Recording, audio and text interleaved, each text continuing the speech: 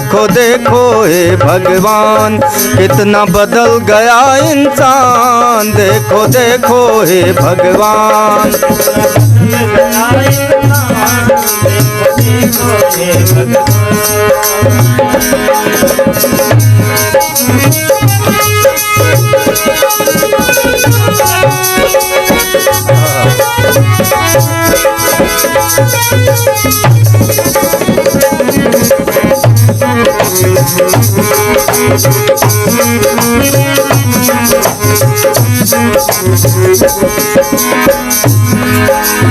माई बेचारी भूखे रह के बेटवक दूध पियावे। माई बेचारी भूखे रह के बेटवक दूध पियावे। अपने बेटवक दूध पियावे हो, बेटवक दूध पियावे अपने। माई अपने बेटवा के खातिर दुनिया से लड़ी जावे। माई अपने बेटवा के खातिर हाँ दुनिया से लड़ी जावे।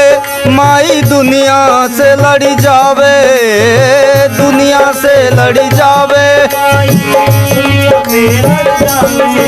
ओ पौते मेहरी बेटवा अपने माइन का आँख दिखावे। देखो देखो हे भगवान कितना बदल गया इंसान। देखो देखो हे भगवान।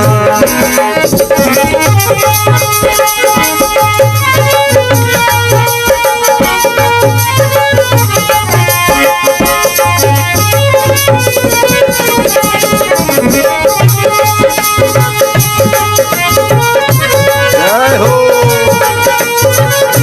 वाह रे जमाना।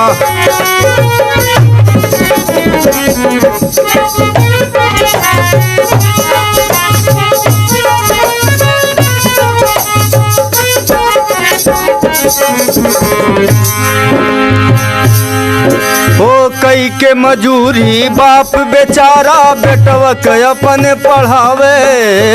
कई के मजूरी बाप बेचारा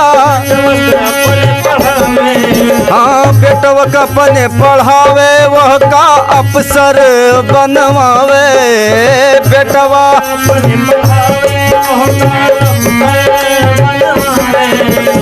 बाप बेचारा कई के मजूरी बेटवा का अपने पढ़ावे।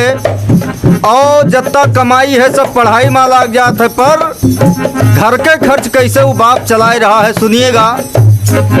ओ जमींदार से लैके कर्जा घर के खर्च चलावे। जमींदार से हाँ घर के खर्च चलावे।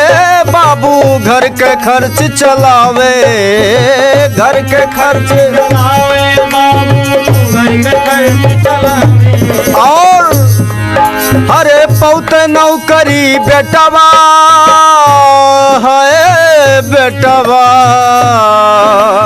पौते नौकरी बेटवा माई बबुए का भुलावे। देखो देखो हे भगवान कितना बदल गया इंसान।